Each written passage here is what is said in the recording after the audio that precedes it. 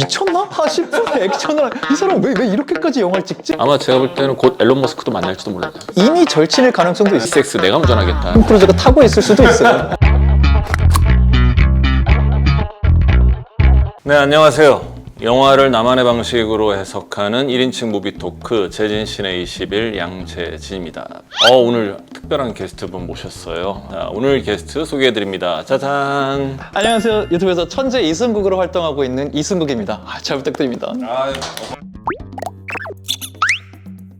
우리 승국 씨하고는 사실 다른 채널이죠. 양브로의 정신세계에서 우리 그때 정말 좋은 영화들 다뤘었는데 인사이드 아웃하고 엘리멘탈. 오늘 그래서 승국 씨가 나온다고 그래서 그쪽 영화인가 보다 했는데 뜬금없이 7편짜리 시리즈를 가져왔어요. 승국 씨 덕분입니다. 예, 옛날 영화 다시 6시간 들여서 3편을 보면서 여러분, 재진 원장님 시간 이렇게 쓸 수 있는 사람 몇 없어요.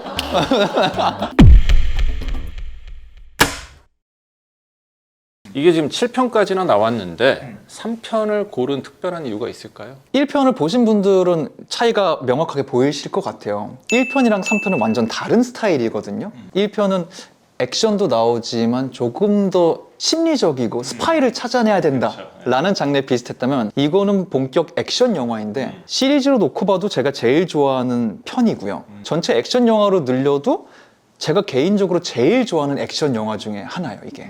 하도 오래돼가지고 1, 2, 3편을 다시 보면서 역시 우리 승국 씨 천재구나.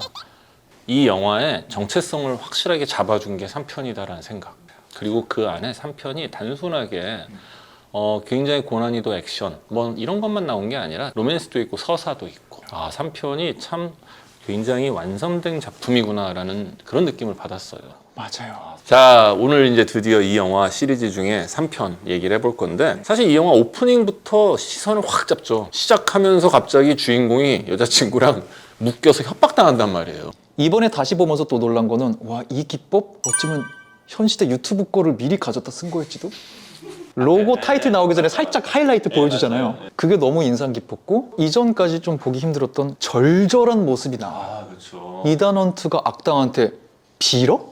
이러지 말아달라고 눈물을 흘리며 비는 모습을 초반에 보여주면서 이 결과로 가기 위한 과정을 본격적으로 풀어주더라고요. 그 10가지 세겠다 한 다음에 그 열을 세는 동안에 정말 모든 감정이 다 나오잖아요. 화도 냈다가 빌기도 했다가 다시 또 막 어떻게든 뭘 협상을 해보다가 또 막 눈물 흘리다가 이런 표정 씬이 이 배우 참 연기 잘하는 배우였지라는 생각을 다시 하게 했던 그런 장면. 진짜 톰 크루즈를 액션 배우로만 알고 계신 분들은 이 영화 보시면은 액션 영화 안에서 톰 크루즈가 이런 연기까지 소화할 수 있구나 약간 놀라실 수 있겠다는 생각도 들어요. 그렇게 초반에 시선을 딱 잡고 이제 본격적으로 그는 어떤 삶을 사는지 나오는데 이미 사랑에 빠져 있고 약혼 파티를 하고 있어요. 그럼 일은 어떻게 하지? 봤더니 현장 요원을 은퇴한 상황으로 나와요. 초반부터 이렇게 등장하는구나 라고 세팅 값을 좀 잡는데 이때 예기치 못한 전화 한 통을 받죠. 멕시코 여행 당첨되셨습니다. 어쨌든 실전으로 돌아와 달라라는 어떤 미션이 있었는데 처음에 그는 거부하고 싶었어요. 나 지금 은퇴했고 너무 행복한데 왜 굳이?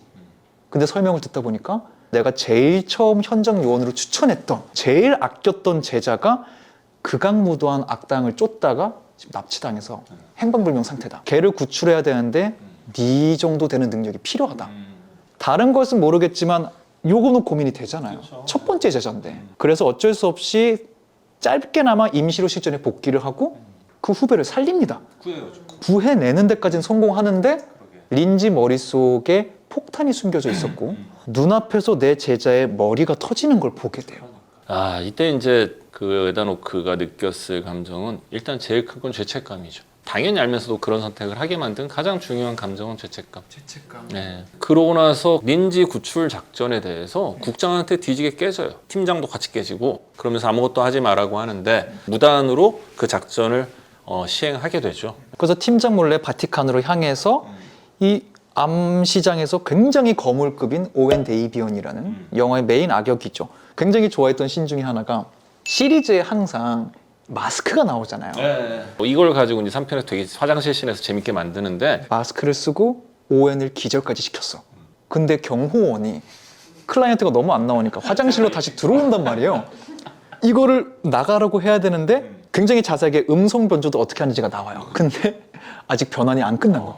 문이 열렸어. 30초를 벌어야 돼. 경호원이 괜찮으십니까? 괜찮으십니까? 말을 못하니까. 그러면서 이 기지를 발휘해야 되는 순간인데 근데 거기서는 그 묘한 긴장감을 만드는 게 계속 그 에다넌트가 막 기침하면서 막 이러면서 오지 말라고. 더 재밌는 건 그 경호원이 딱 문 열고 들어왔을 때 문 뒤에는 진짜 오웬이 기절한 채로 다른 팀원과 함께 숨어 있단 말이에요. 그렇게 그걸 딱 잡아주는 요 씬이 너무 재밌었어요, 진짜. 그래서 저도 진짜 이 연출 잘한다 라는 생각을 요 씬을 볼 때마다 좀 생각을 하고요. 사실 이 영화에서 제일 좋아하는 씬은 이 다음 이어지는 씬이에요. 토끼발의 정보를 얻기 위해 바로 이 오웬을 취조를 시작합니다. 딱 봤을 때 X밥으로 보이죠, 그냥. 그러니까 에다넌트가 얼마나 우스웠겠어. 거기다가 내가 사랑하는 내 애제자 죽인 놈 아니야. 막 분노까지. 그 분노가 있네요. 어떻게 보면 이 오웬이란 인간이 얼마나 무섭고 집요하고 대단한 놈인지를 보여주는 씬이 딱 승우 씨가 좋아하는 그 씬인데, 그 안에서 톰 크루즈 안에 내재되어 있는 드러내면 안 되는 혹은 드러내기 싫은 감정을 다 건드린단 말이에요. 여기서 오웬이라는 사람은 눈 하나 깜짝 안 하고 이단원한테 협박에도 굴하지 않고 자기가 결박당해 있는 상태로 이거 하나 묻잖아요. 네 이름이 뭐야? 그 말은 네 이름만 알면 난 너의 모든 걸 망가뜨릴 수 있어 라는 소리잖아요.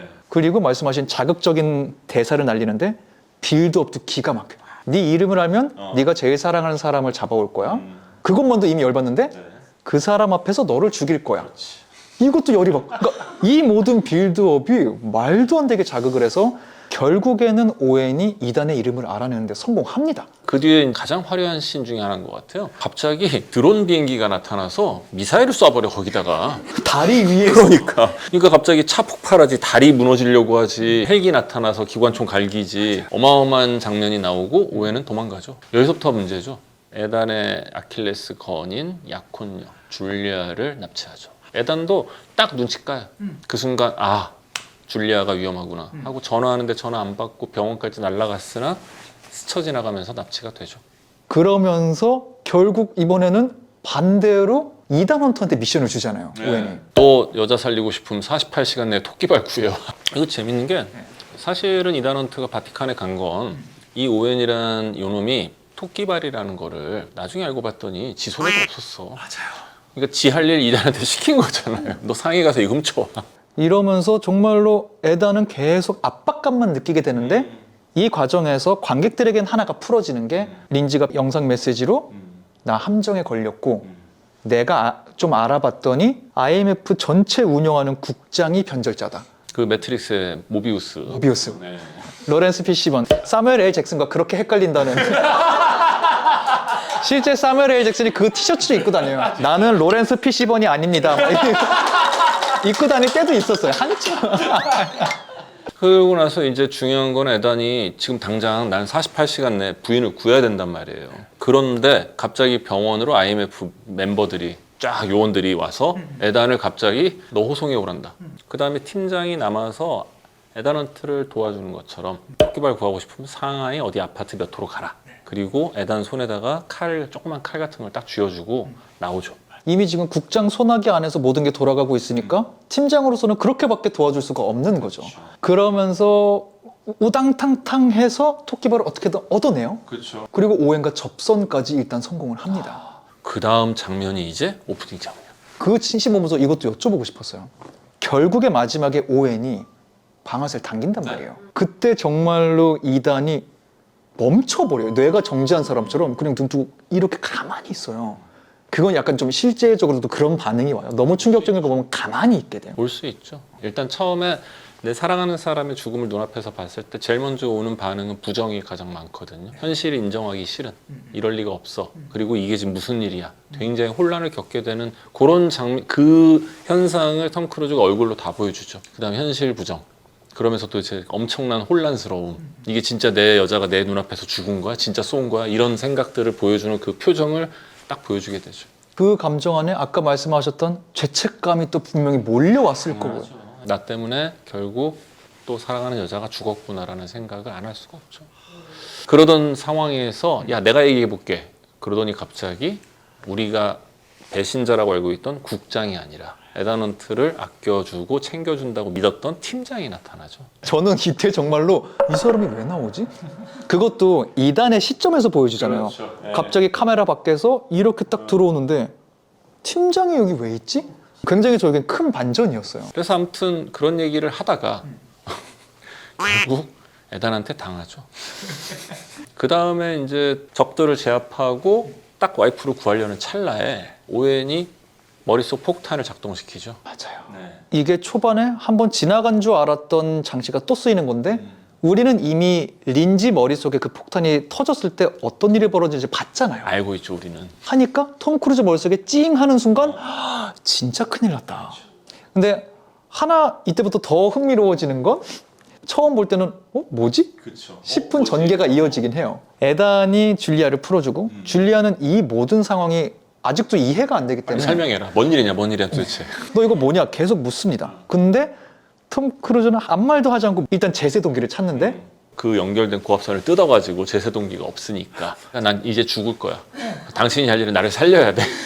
그러면서 그 짧은 시간에 총사용법도 알려주잖아요. 혹시 어떻게 될지 모르니까 이게 베레타야. 너무 웃긴 게 그냥 총이면 되는데 이거 베레타 몇이야 하고 모델 넘버 알려주고. 전 그거 분명히 PPL일 거라고 봅니다. 분명히 제작 지원 해줬을 거다. 모델명까지 나와요. 그러니까 뜬금없이 베레타네. 그러면서 아내에게 혹시 모를 상황에 대비해서 속성 권총 사용법도 알려주고 수동 제세 동기를 만들어서 그렇죠. 아내의 손으로 자기를 죽이게 만들어요. 그리고 그 와중에 너무 또 사랑꾼이라 내리기 전에 근데 사랑해. 이 말은 나눈 다음에 이러고 나서 정말로 그 당시에도 약간 사람들이 농담거리가 됐었던 게 줄리아의 액션 서사가 시작됩니다. 사실은 숨겨진 요원이었다. 이게 대단한 게 그냥 간호사란 말이에요.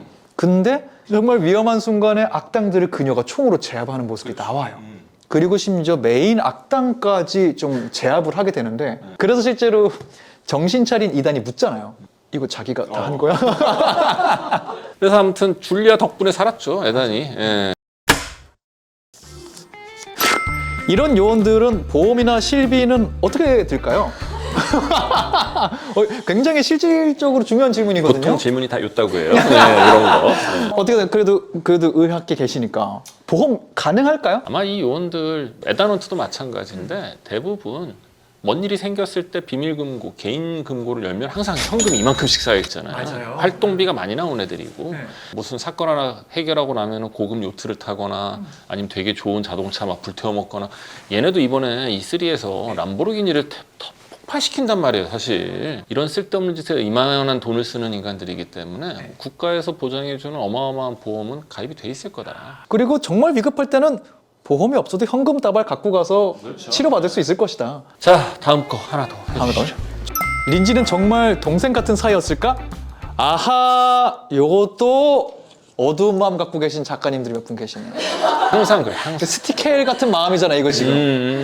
물어보잖아요. 루터가 너 린지랑 잤어? 물어보잖아요. 그러니까 우리 작가님들뿐 아니라 그러니까 루터도 그리고 다른 동료들도 사실 내가 볼 때 에단 빼고 나머지 동료들끼리 모였을 때 자기들끼리 얘기했을 거야. 루터가 대표적으로 대표해서 물어본 거죠. 그럼 어때요? 보시기에는 약간 그런 것까지 연기로 보여주진 않지만 여기 나온 대사와 장면으로 한정했을 때는 이건 그냥 은사 제자 관계였을 것이다. 잤으면 두 가지 방식이 다 해당이 되거든요. 하나는 내가 너무 좋아하면 위험한데 안 보내줘.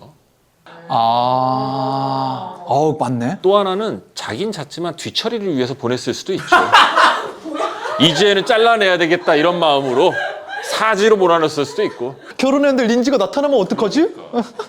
그래서 뒤처리를 위해서 위험한 데로 보냈을 수도 있다. 네.